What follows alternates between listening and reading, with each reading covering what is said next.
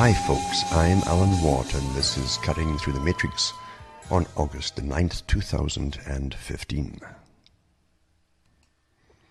You know, big agendas and plans and projects planned at incredibly high levels of power and money, because they both go together. You'll find that they take years in preparing anything such as a revolution. Most folk think of bloody revolutions. That's what they are in history books and so on. That's what they think. But most revolutions are bloodless, basically. And even Benjamin Franklin, you'll find, and others too, in the history books, talked about the preparation for revolution. So even for a bloody revolution, he said it took about 25 years of secrecy and organization, working with financiers and ship owners and so on, to bring in, smuggle in gunpowder, ball, muskets, etc., in preparation for the final onslaught, basically, for so-called freedom. And that's a whole different topic altogether, this amorphous thing called freedom, which is so elusive, isn't it? It's like jumping out of one cage into another, basically. That's what you find most of the time.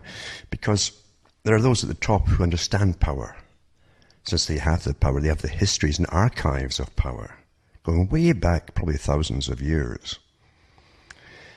And they know enough about human society and the human psychology, and social psychology and all the other ologies, etc., to know how to manipulate different segments of society into a desired path for the owners, elites. The elites basically benefit, not for the ones at the bottom.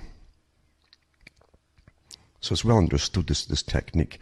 And since most revolutions are bloodless, and we're all going through and having for quite some time, this revolution, this social revolution, an economic revolution, all going towards one big global society where the same world elite will be in the open as the power elite for the first time.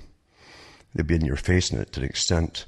And it's so well guarded it won't matter, because they don't mix amongst you anyway. They don't travel amongst you and so on. Travel over you and underneath you, but they don't travel amongst you. And they'll be basically in the open then, strutting around, etc. But in the meantime, they've spent generations in this revolution towards a totally expert-controlled society.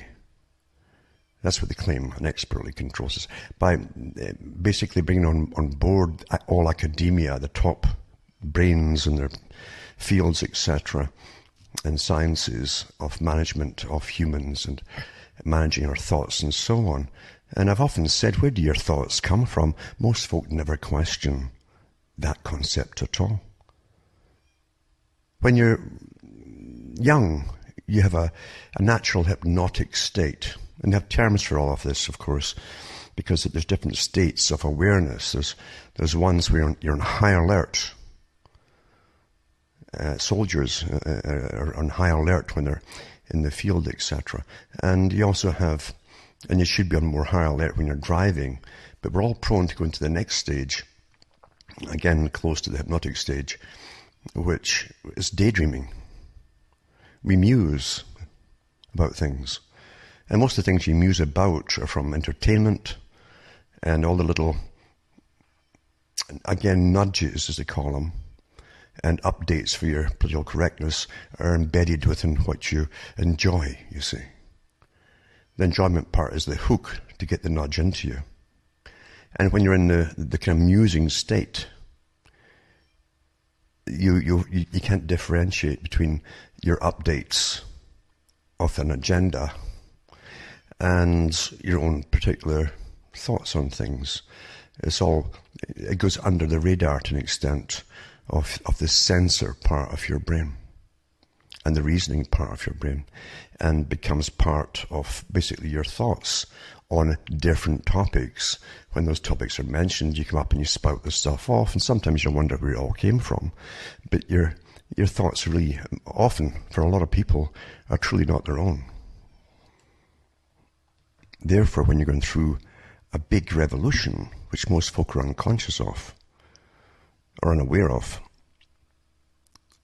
then it takes a lot of preparation on everyone's brains of all age groups and personality types and so on, to prepare them all to go along and accept things as they seem to come willy-nilly or by chance or just happening, and go along with them all without retaliation or simply saying, no, I'm not going along with this, you see. And that's what the whole academic idea of what socialism should be. The proper citizens brought up from birth to be the right kind of citizens, to be trained to have all the thoughts implanted in them through education, which is indoctrination and social engineering.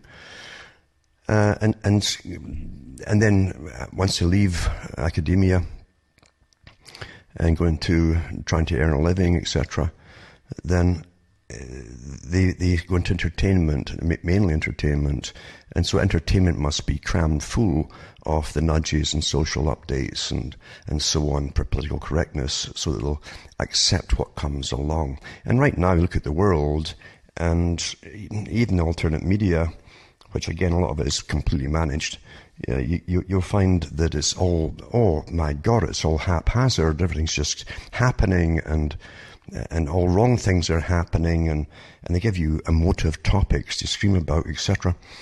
And folk they'll start arguing about things. It's just chaos, you see. So they can't get on to a full grasp of what really is happening and why they're even reacting that way. Because folk do react, and elites always know this, intelligence agencies know this too, of emotional reaction. Therefore, you give them all the things to be emotive about, so they have emotive topics. I mean, politics is one emotive topic, and you get the left wing and the right wing there together in a bar and listen to them go at it, and it's just literally, it's like both sides quoting a form of Marxist doctrine of their implants, you might say, of thoughts given to them. They can't think for themselves. They can't reason for themselves. They never stop and say, well, politics worked. How come it isn't banned? I mean, basically, it's never worked for the benefit of the general population, because there's always a big agenda. And today we live in a big agenda where the power elites truly own all sides, and they groom the leaders, what appears to be the leaders for the public and the political arena. They groom these leaders from an early age to play the role, and that's what it is. It's a role, you see. No different from acting. They all belong to the same class. They all get the benefits of top shares and top guaranteed investments to become awfully wealthy. It doesn't matter what they pretend they're standing for. That's a complete joke, isn't it? How can so-called people working, are standing up for the working class, how could they possibly be multimillionaires with their political career? I mean, it's rubbish, folks. But it doesn't matter, because truth doesn't matter with folk in the general audience who are brought up on emotive topics, and they're brought up to have default positions on emotive topics, like fuzzy animals or hugging trees and things, you see. We truly are products. We are the product. We're the human resource where all wealth comes from. And we're also the product. You can look at any product that comes off an assembly line, and it goes through different stages to make it into this, from this into that. Many stages to get there. You're the same. And that's why you have standardized education. And again, you have this big controlling body, the United Nations, and all the teachers' unions. All of them belong to the same club of a social indoctrination. Stalin said it. He said to keep power in a society, you must give good, incredible pay, he said, to the teachers, because they do the initial indoctrination, you see, and also the police and so on.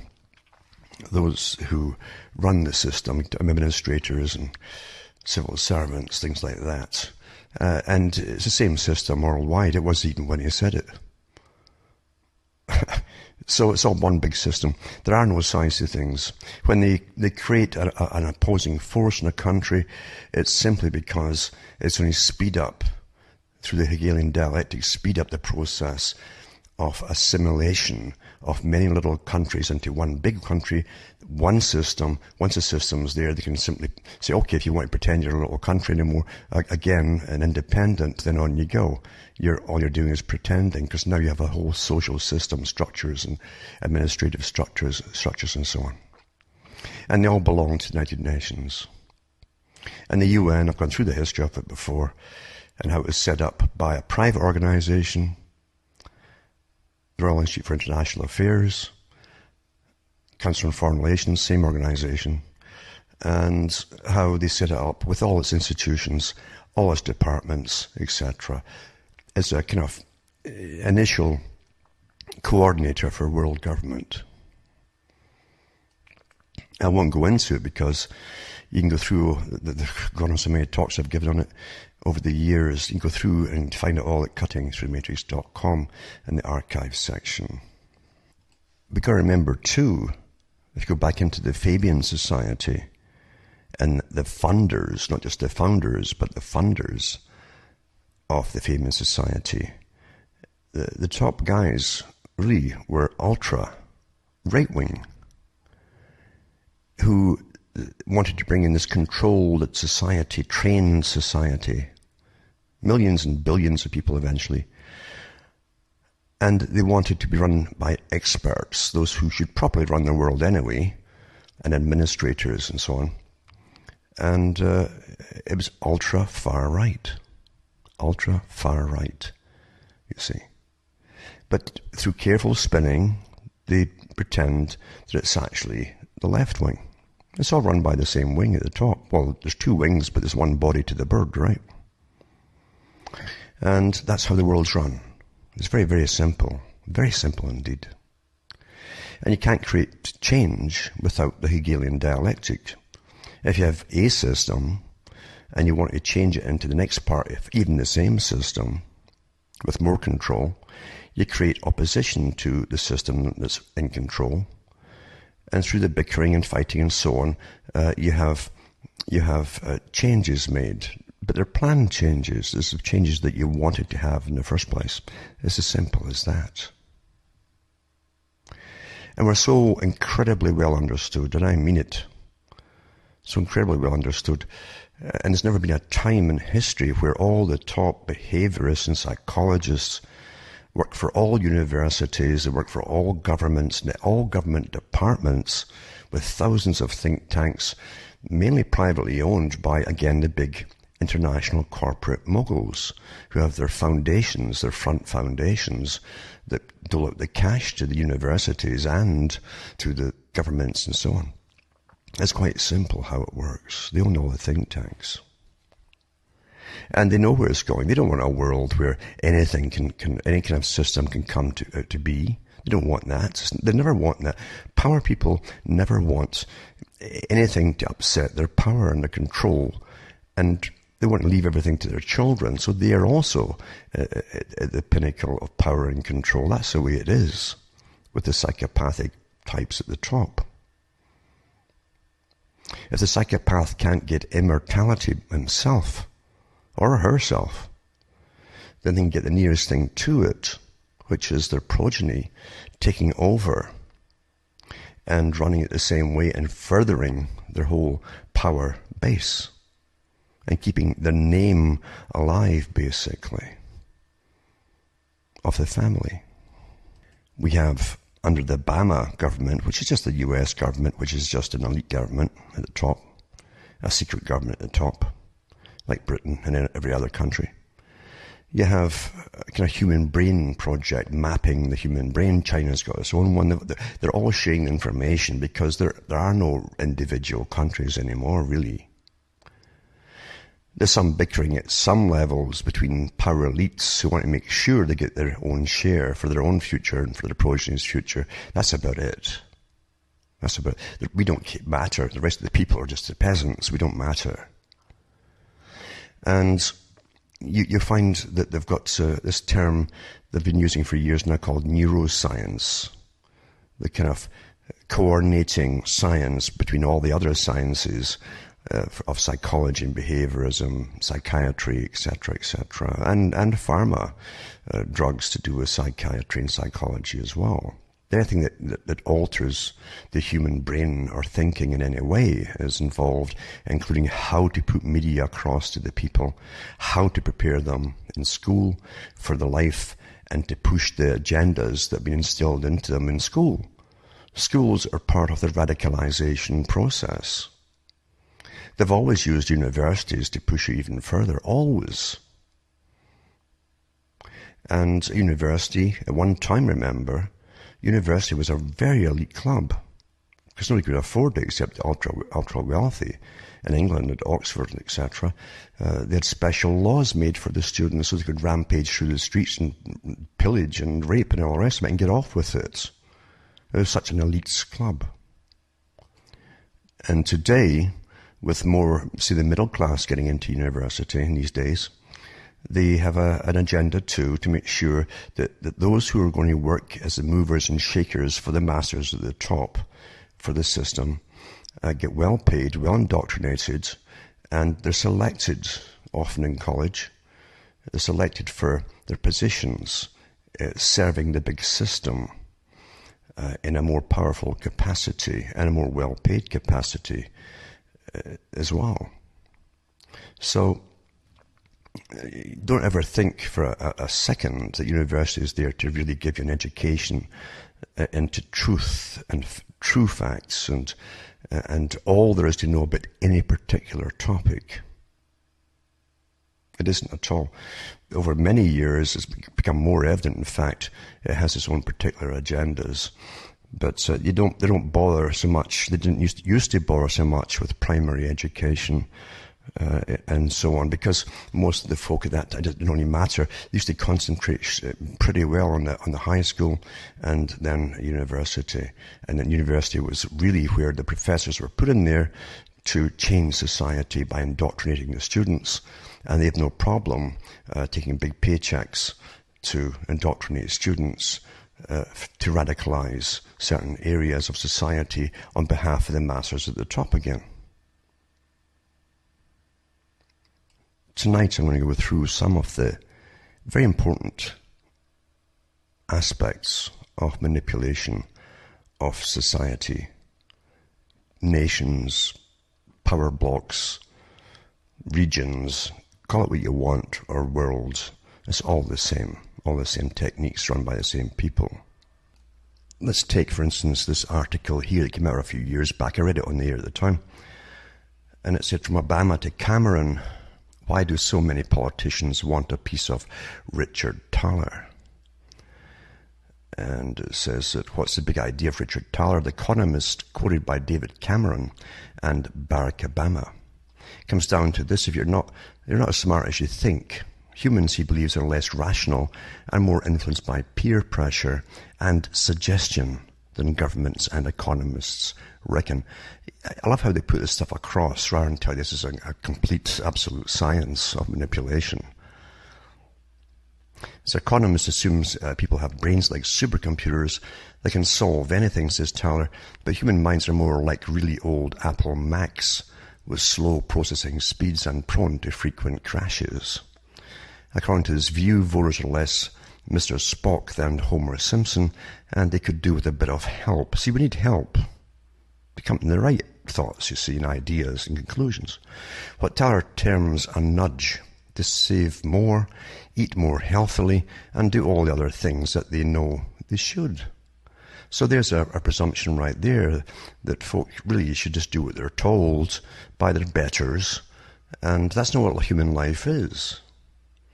You take even the so-called Wild West of the US, when there were pioneers going across there, and they lived with danger every day.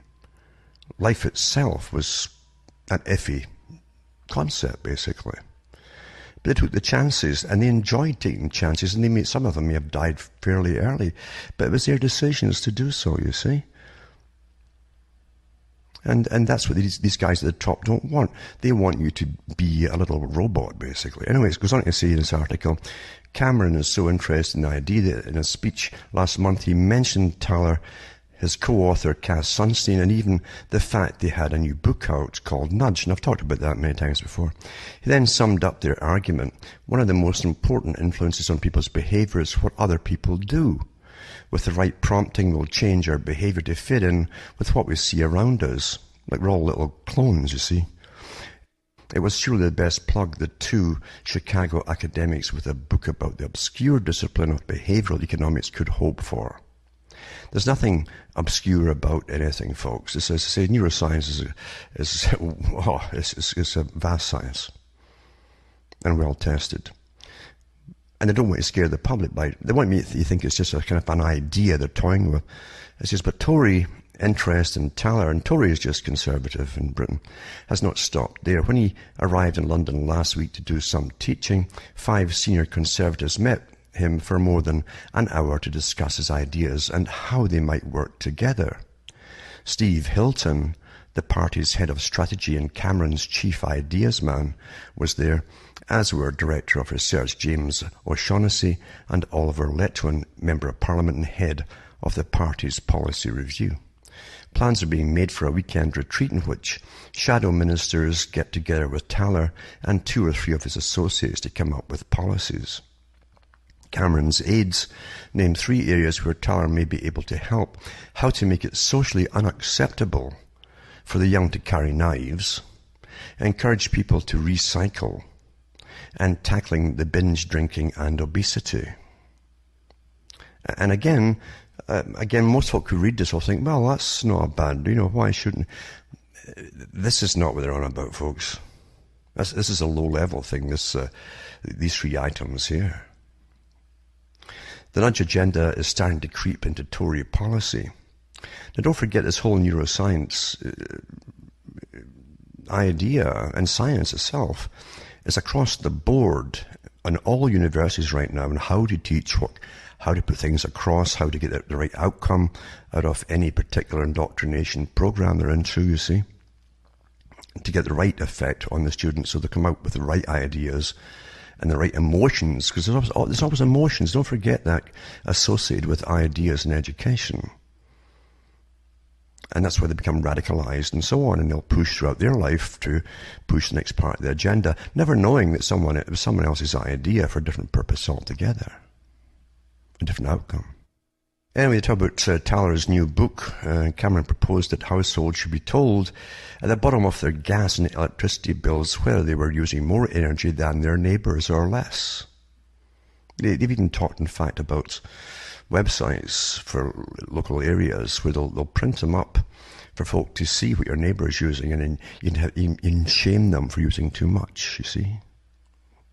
So by subtly using peer pressure, he argued, households might be encouraged into using energy more efficiently. One senior policy advisor to George Osborne makes even grander claims for the Thaler's influence.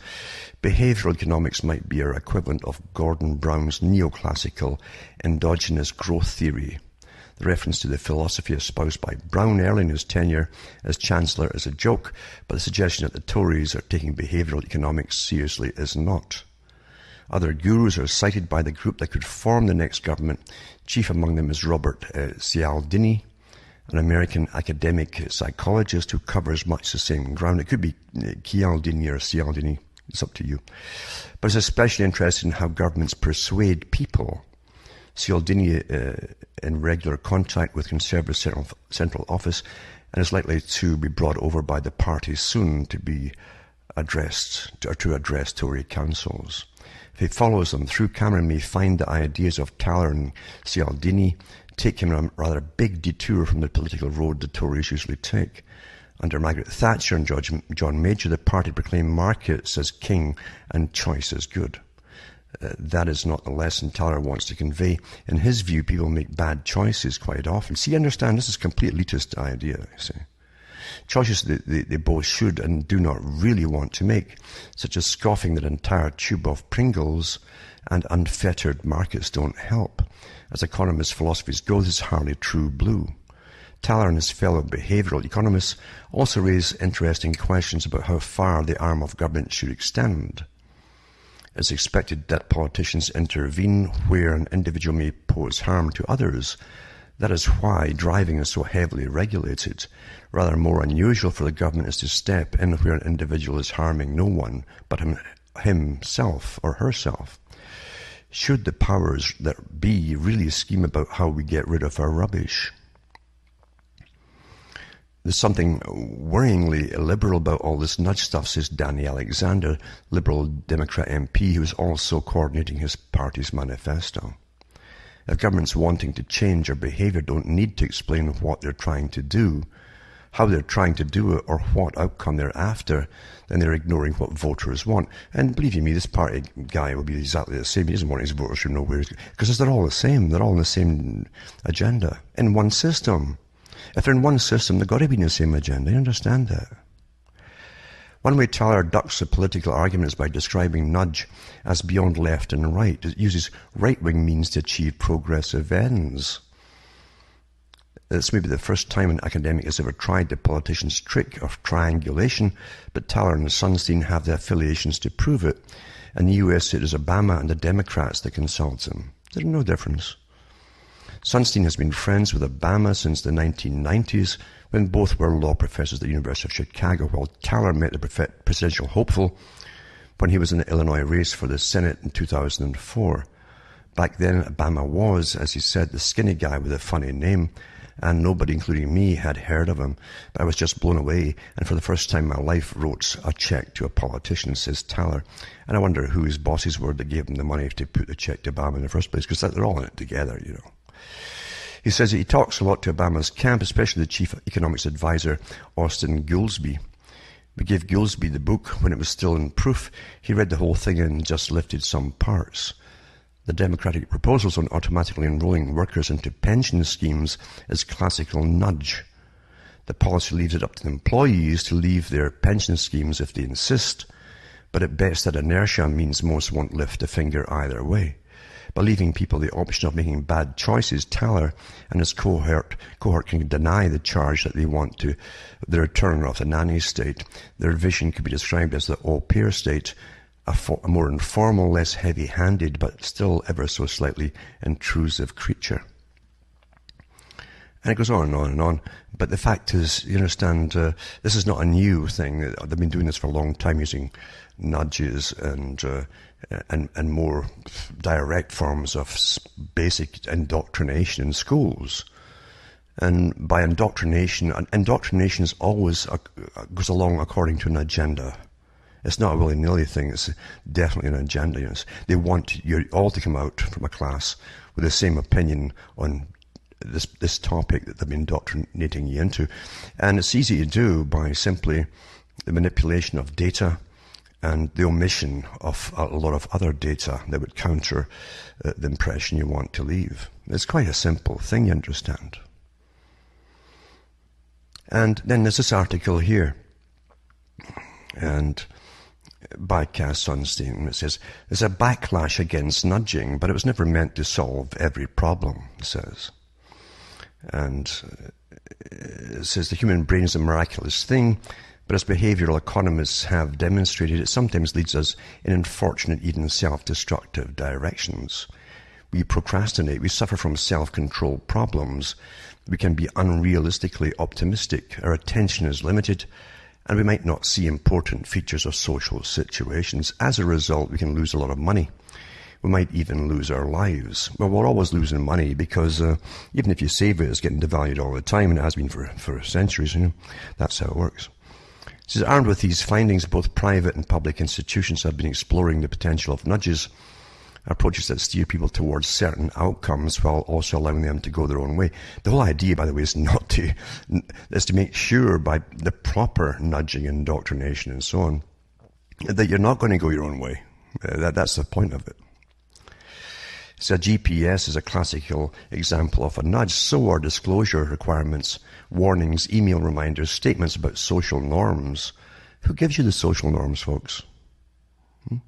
Says most people pay their taxes on time, for instance. The use of bright colours and large fonts, simplified forms, cafeterias that put healthy foods first, and default rules which might automatically enroll people in a pension plan. The beauty of nudges is that when they're well chosen, now what's well chosen mean? Who decides when they're well chosen? They've already told you your pension plans are going to go belly up anyway. They've spent all the cash, especially if it's government run, right? It says they make people's lives better. So they decide that their life's going to be better while maintaining freedom of choice. Really? Here you get nudged, you don't even know you're getting nudged, but if you don't know you're getting nudged in the first place, how are you going to have choice? Moreover, they even don't cost a lot, and they tend to have big effects. In an economically challenging time, it's no wonder that governments all over the world, and it's not a coincidence, including in the US and the UK, have been showing a keen interest in nudging. It's all over the internet too, by the way. That's when you punch things up. People who looked up this also looked up that. Really?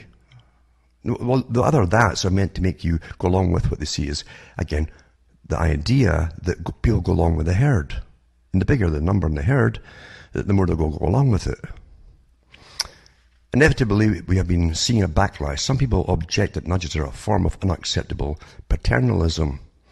This is an objection that has intuitive appeal, but there's a real problem with it. Nudging is essentially inevitable, and so it's pointless to object to nudging as such. So folk trying to manipulate is going to be inevitable, but folk are doing it really invisibly, you might say. It's okay, that's what I'm telling you. This is the private sector nudges all the time. Again, that's the Bernays concept too. That's where a lot of this stuff came from. Whenever a government has websites, communicates with citizens, operates cafeterias, or maintains offices that people will visit, it nudges whether or not it intends to. Nudges might not be readily visible, but they are inevitably there. If we are skeptical about official nudging, we might limit how often it occurs, but we cannot possibly eliminate it.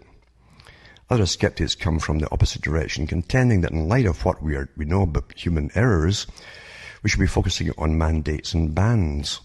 They ask, when we know people make bad decisions, why should we insist on preserving freedom of choice? It is true that nudges are not a sufficient approach to some of our most serious problems, such as violent crime, poverty, and climate change. Nonetheless, they have 5 major advantages over coercive approaches. First, people's situations are highly diverse. By allowing people to go their own way, nudges might reduce the costs of one-size-fits-all solutions. Second, public officials have limited information. If official nudges are based on mistakes, the damage is far less severe than in the case of bans because people remain free to ignore them. Third, public officials do not always have the purest of motivations. They may be affected by the influence of well-organized private groups. If so, a major safeguard that people can go their own way. Fourth, people may feel frustrated and angry if deprived of their ability to choose. When a government provides information or offers a warning, it simultaneously tells citizens that in the end they have the right to make their own decisions. You understand, the whole point of this is so you won't make your own decision, you make the right decision, which is the one you want. Fifth, freedom of choice can be and often is seen as an intrinsic good that a government should honour if it's to treat people with dignity. This is governments that want us to reduce the population, increase abortions, and start bumping off more and more elderly.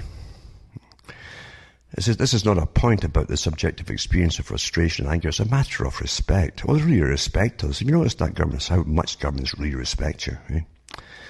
It's true that these points will have different degrees of force in different contexts. Consider 3 illustrative problems and increasing order of complexity.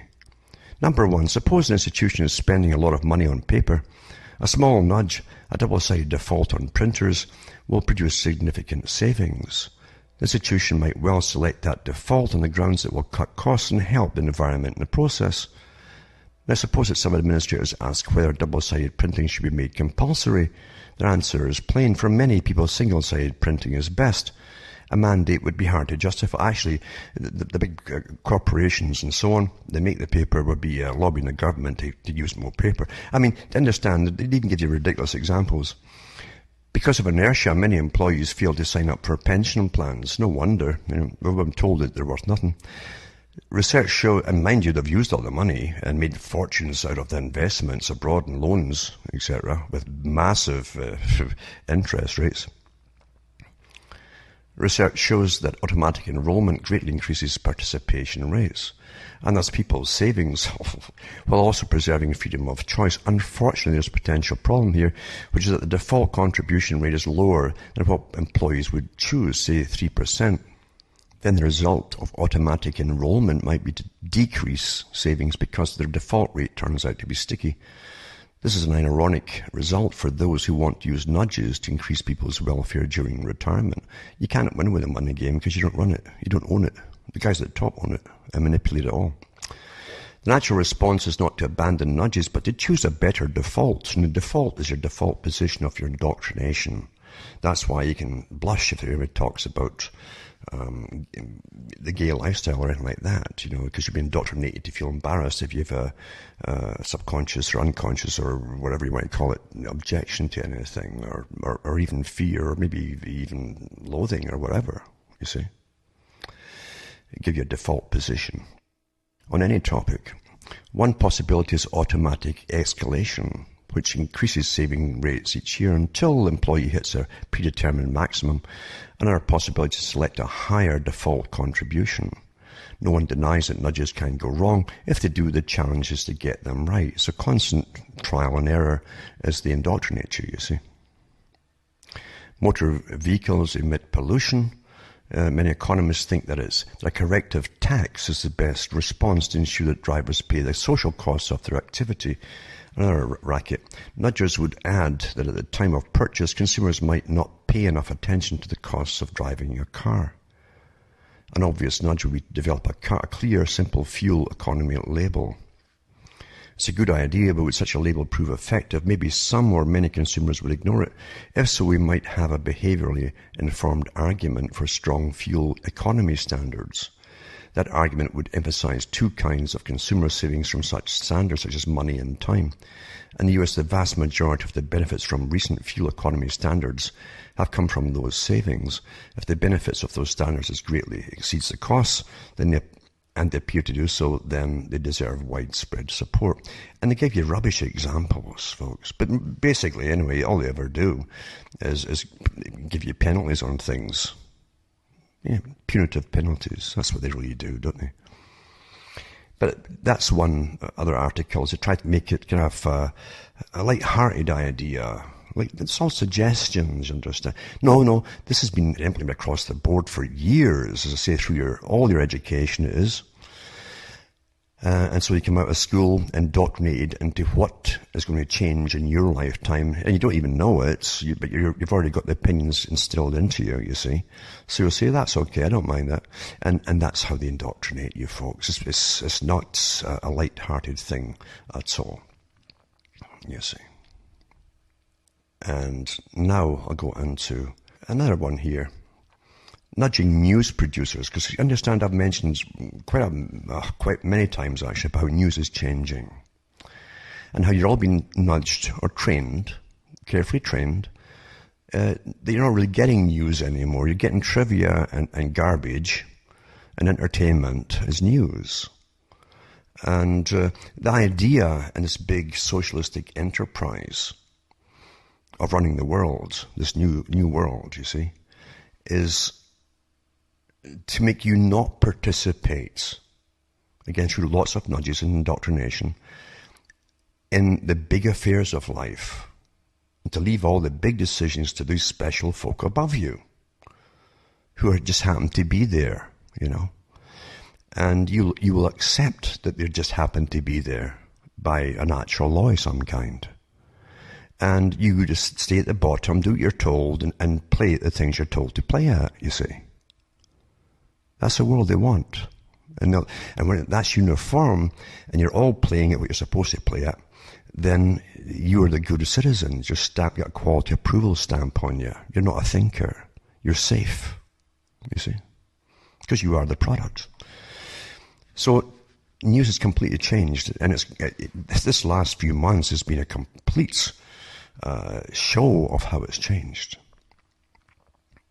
There are no journalists in the mainstream who've even gone into the Trans-Pacific Partnership in any depth or massive criticism even, because their opinion becomes your opinion. Oh well, you know, if it's so secret and it's supposed to be secret and it's for our own good that it's secret, then we'll accept it as secret. It's as simple as that.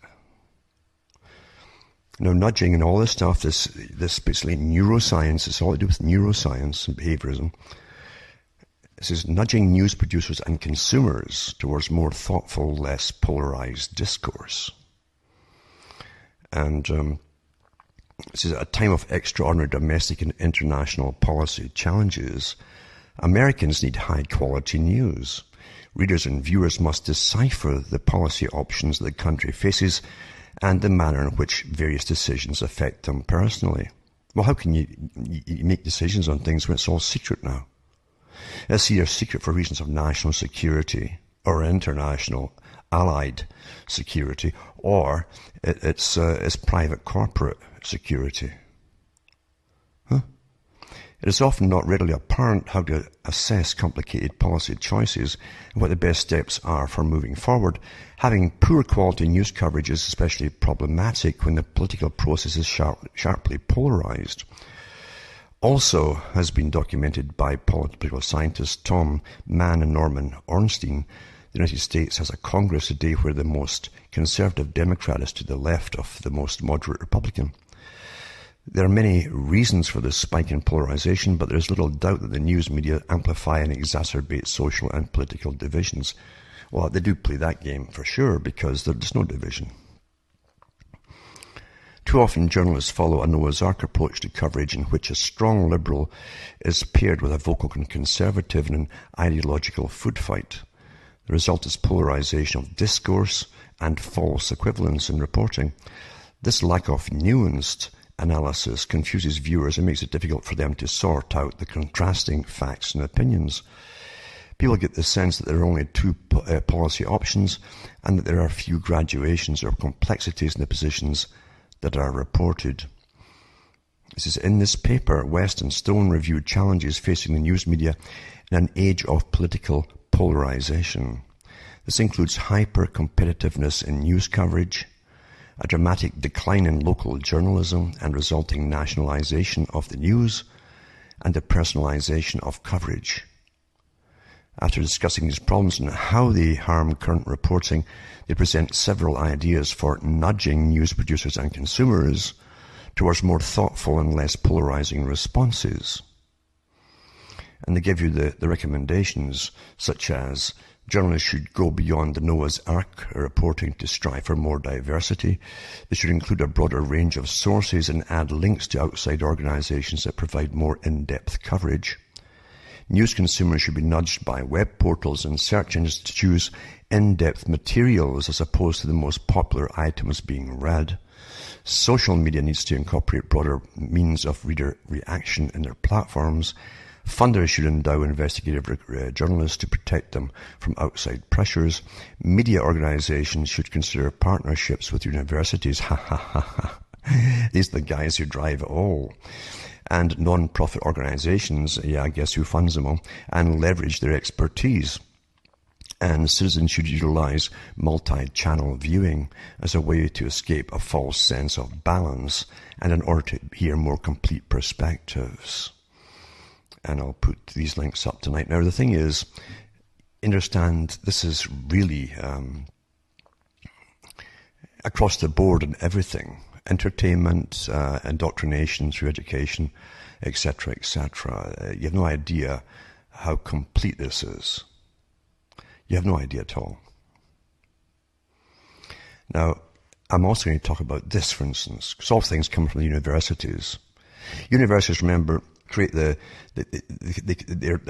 pick the helpers for the system, and then for the next stage for their age group, you see, that particular generation.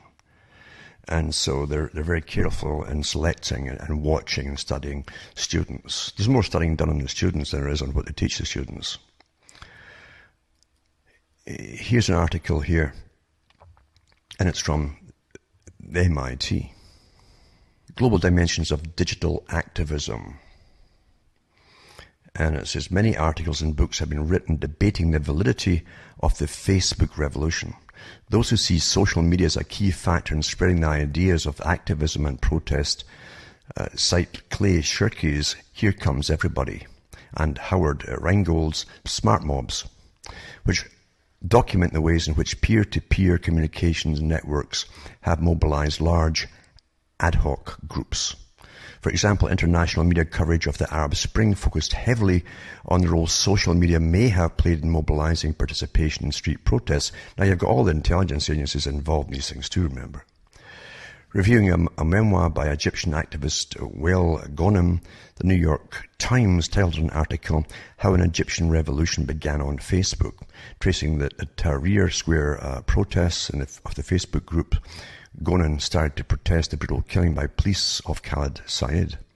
Those who question the importance of digital communication tools in mobilization, however, cite Evgeny Morozov's critique of online activism as selectivism, and Malcolm Gladwell's argument that meaningful activism requires strong offline ties to mobilize engagement. One way through this apparent conflict is to note that many of the people involved with organizing street protests see social media as a key tool. Where they are right or wrong about the potentials for digital media for social change, the perceived efficacy of these tools helps explain why so many people turn to them. At the same time, the limits of digital media to transform governance are becoming apparent. Against that term in governance, you see. Zeynep Tufekci's work on the Gezi Park protests in Turkey suggest circumstances where social media drives thousands into the streets, but doesn't meaningfully threaten people in power. Instead, she suggests that social media may make it easier to build large but fragile movements by making it easier to bring people into the streets, allowing organizers to forgo the hard work of compromise and coalition building that used to be required to organize a large public protest. Opposition movements are highly visible and diverse, but lack the underlying structure they would need to threaten powerful institutions. These lively and stimulating debates about the potentials and limits of online media for social change tend to over-focus on the relationship between social networks and street protests, the charismatic megafauna of activism. A broader view of the social media and social change ecosystem recognizes that there are paths towards change beyond mass mobilization designed to oust governments. Now, this is getting taught at universities, you see, because universities are the hub, really, of the techniques. That's where lots, especially ones like MIT, which, as you well know, is heavily funded by governments and by the big foundations. It says not every social problem is best solved by ousting those in power, and many valid theories of change focus on changing public opinion, influencing existing decision makers, or other less abrupt paths towards change. Now, if you go towards change, that means there's a planned change, right? To understand the possible significance of social media and social change, we need a broader understanding that we can get from considering the characteristics of protests in Tahrir and Taksim. With this set of essays, we aim to broaden understanding of field of digital activism. Our project is inspired by digital activism researcher Mary Joyce's ambitious attempt to build a database of cases of digital activism. The Digital Activism Researchers Project, called a Global Digital Activism Dataset. And the link's on this for those who want to look it up. It includes over 2,000 instances of digital activism from 120 countries, sourced from news reports, specialist media like Global Voices, and cases submitted to Joyce as well as her own original research. Now, you understand too, students now at university seldom inquire, very few of them will inquire as to why they're being taught activism, planned activism with this particular agendas and so on, in a so-called learning institution. Most folk don't question these things. Why is the university today the hub for all these planned changes? Who designed all these planned changes? And not just the ones that they see, but the ones way above that. Huh? And why are they using them and their money as a pay again at university to brainwash them. No one questions things. It's quite amazing, isn't it? This other article here is from another think tank, you see, an institution too. And it says, the Brookings Institution. In 1998, Ralph Terkowitz, a vice president of the Washington Post company, got to know Sergey Brin and Larry Page, two young Silicon Valley entrepreneurs who were looking for backers. Terkowitz remembers paying a visit to the garage where they were working and keeping his car and driver waiting outside while he had a meeting with them about the idea that eventually became Google. An early investment in Google might have transformed the Post's financial condition, which became dire a dozen years later, by which time Google was a multi-billion-dollar company. But nothing happened. You see, we kicked it around, Terkowitz recalled, but the then fat Post company had other irons in the fires. And they give you Thomas Jefferson quotation as well, you know, and then they go on about things that happen in planning revolutionary changes. Such missteps are not surprising. People living through a time of revolutionary change usually fail to grasp what's going on around them. The American news business would get a C- or worse from any fair-minded professor evaluating its performance in the first phase of the digital age.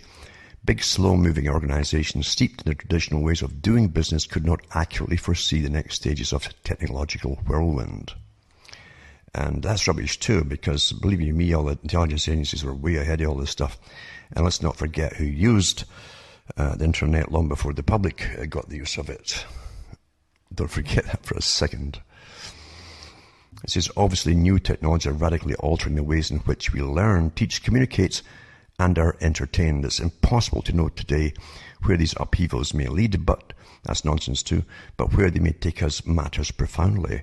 How the digital revolution plays out over time will be particularly important for journalism and therefore to the United States, because journalism is the craft that provides the lifeblood of a free democratic society. The founding fathers knew this. They believed that their experiment in self-governance would require active participation by an informed public, which could only be possible if people had unfettered access to information. James Madison, author of the First Amendment guaranteeing freedom of speech of the press, summarized the proposition succinctly. The advancement and diffusion of knowledge is the only guardian of true liberty. Thomas Jefferson explained to his French friend, the Marquis de Lafayette, the only security of all is in a free press. The force of public opinion cannot be resisted when permitted freely to be expressed. American journalists cherish another side of Jefferson's remarks, were it left to me to decide whether we should have a government without newspapers or newspapers without a government, I should not hesitate a moment to prefer the latter. The journalistic ethos that animated many of the founders were embodied by a printer, columnist, and editor from Philadelphia named Benjamin Franklin. The printing press, which afforded Franklin his livelihood, remained the engine of American democracy for more than 2 centuries. But then, in the second half of the 20th century, new technologies began to undermine long-established means of sharing information. First television and then the computer and the internet transformed the way people get their news. Nonetheless, even at the end of the century, the business of providing news and analysis was still a profitable enough undertaking that could support large organizations of professional reporters and editors in print and broadcast media. Now, however, in the first years of the 21st century, accelerating technological transformation has undermined the business models that kept American news media afloat, raising the possibility that the great institutions on which we have depended for news of the world may not survive. These are painful words to write for someone who spent 50 years as a reporter and editor of the Washington Post. And this guy goes through his career and so on. So in fact, digital technology has flummoxed the owners of traditional news media, especially newspapers, from the beginning. Then it gives you some examples of it and so on. And it says, but putting newspapers online has not remotely restored their profitability. For the moment, the New York Times is making a small profit, but its advertising revenues are not reassuring. The Washington Post made profits of more than $120 million a year in the late 1990s, and today, though, it loses money. Last year, more than $40 million. Newsweek magazine failed, and Time magazine is teetering. Once strong regional newspapers from Los Angeles to Miami, from Chicago to Philadelphia, find themselves in desperate straits. Their survival is in doubt. News divisions of the major television networks have been cutting back for more than 2 decades, and are now but a feeble shadow of their former selves. Well, we all know this. That's why you get nothing but trivia. Overall, and people still think that's news. I mean, very careful in not saying, hey, by the way, we're feeding you trivia. Just give it to you, and you think, well, it's still called the news hour, and you watch it. Overall, the economic devastation would be difficult to exaggerate, and it goes on and on and on. Now, even these articles are superficial articles in themselves. And the big top think tanks of the world for years have been working on the transformation of what's going to be called news, as they keep you out of the big picture, and you'll accept the fact that what you're getting given as news, you'll accept it as news, even though it's nothing but trivia or scary stories meant to manipulate you into stampeding towards the desired direction, things like that. And you get simply decrees from governments and laws and that get passed down. The old Soviet way, that's how it was there. It was very much like the BBC, in fact, and how they present what was called news there. The department of so-and-so has declared blah, blah, and you better go along with it. And this department here of food or agriculture has declared blah, blah, blah, and you better go along with that. And that's the new type of news that you're given. The rest of it is trivia and nonsense and entertainment, you see. Because they know they've been working on all these sciences and putting lots of your tax money into research on all of you to do all the new nudging, you see, using massive behaviorist psychology and massive neuroscience, all the combined sciences that deal with you and running society, to give you the right nudges and impressions and beliefs and opinions on every topic, etc., you see. They want a standardized society. That's what they want. They don't want individual thinkers at the bottom level. They decided long ago that those who evolved to the highest evolution were already in power, and they were multi-billionaires back in the 19th century. And their offspring too, as long as they kept inbreeding with each other, with other wealthy, successful people, their offspring would carry on the traditions of rulership quietly behind the scenes. So this neuroscience now is what runs your minds, gives you your opinions, and all the rest of it. Now I'm going to put up some PDFs tonight done by universities and think tanks on this new system of indoctrination. And I hope you read them because they're interesting, and it gives you, at least again, a superficial idea of how things are being given to you, fed to you, to make sure you get the right opinions on behalf of the masters who planned them and designed them. Now remember too, that a lot of alternative media is there to take up some of the slack too by making their money, big money too, some of them, by shouting out emotive topics which terrify you. And when you're terrified of things and running on emotion and crisis, then you're not thinking straight at all. You're being stampeded, and you can't make the really rational decisions.